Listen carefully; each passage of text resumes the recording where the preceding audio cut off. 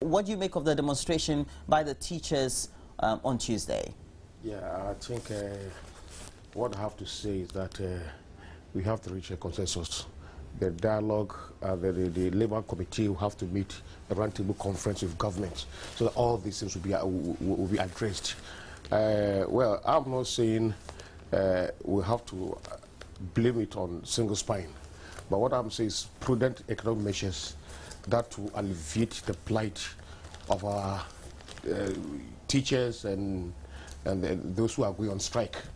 If the economy is in good footings, I don't will have this kind of strikes. But then you have to get a roundtable conference, get a committee that will address this situation.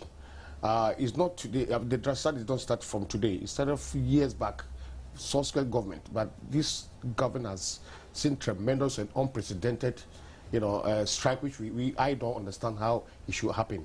So there must be a Labour committee that will address this issue, and I think they have to have a roundtable conference to address this issue.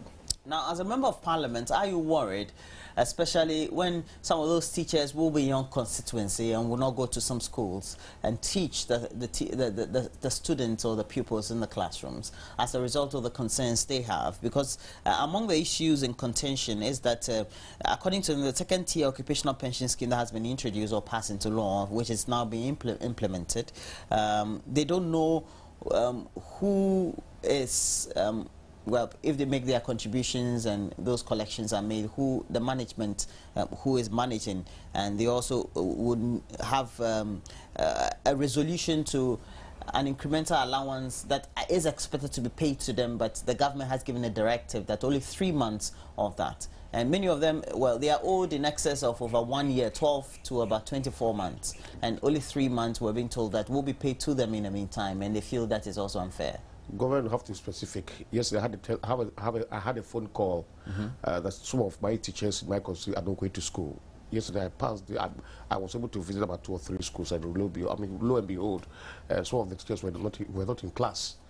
And just imagine how these days are failing. And I think government will have to be very serious. Governance is business, and you have to be very serious in governance. These are issues that has to be tackled once and for all. It needs pragmatic steps to be taken by government to make sure these monies are paid to them. But why do you tell them 3 months and 1.5 years you've not paid them? And what are they going to live on? So in the nutshell, I think the government will have to wake up and make sure the Labour Committee will have to sit down and, roundtable conference to address these issues. At the end of the day, we have got the money to pay them. You tell me, where is the money? The money is there. You have to create value through scarcity. You create value through scarcity. And I know when there's a roundtable conference, all these things will be addressed, and the teachers will go back to the classes to teach our children. If the issue is not resolved, they have contended, they will have to resort to more demonstrations until their grievances are addressed. As Parliament, is that a big issue for you? It's not a big issue, but as lawmaker, we have to get our houses together to get on government to try to address these issues so that we will not be seeing this kind of demonstration here, there, demonstration everywhere. I would say because I'm an MPP, member of parliament, and NDC is in power, they should suffer this kind of predicament. No, they don't have to suffer. We have to be proactive, and we have to get pragmatic steps to address these issues. I think the government will have to address it, and we'll have to end these strikes. Very soon we'll be showing you some of the pictures from Kumasi, and you could see that there were hundreds of teachers who were present at the demonstration, who went through some principal streets. It means that perhaps the teachers have gotten the momentum behind them. They seem to be getting the support among the rank and file of the teacher community, so to speak. Yes, it's true. It's true, because there are many. The teachers are many, and they will have to get support from all the teachers. And it's all money, and if you're hungry, you have to go on street up to demonstrate. So I think the education sector, the policy that we have, I would say it's not in the best interest of teachers. But then a Chima would say, you have to sit down, a roundtable conference to discuss this issue. And I think government will have to be proactive and work on it as soon as possible. Okay, so now if we have to go on with the discussions on the subject of the teachers, beyond the issue of the negotiations, then they'll have to be listened to. The concern they have raised before the start of the demonstration was that over time they've had a number of discussions with government, but all the promises that have been given by the Ministry of Education and the allied ministerial oversight committees have not been fulfilled. Yes, governance is a serious business. And what I'm saying that governance is a serious business. They have to be truthful to the teachers, and also at least get them at the roundtable conference. If you can't pay, or at least pay part of the money to them, so that at least they also will not be taken off any strike.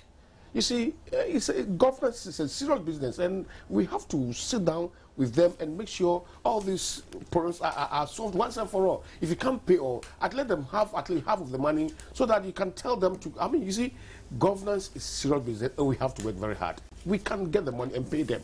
Well, we can't get the money and pay them. We're paying all this when there wasn't any oil. Now we are an oil producing country.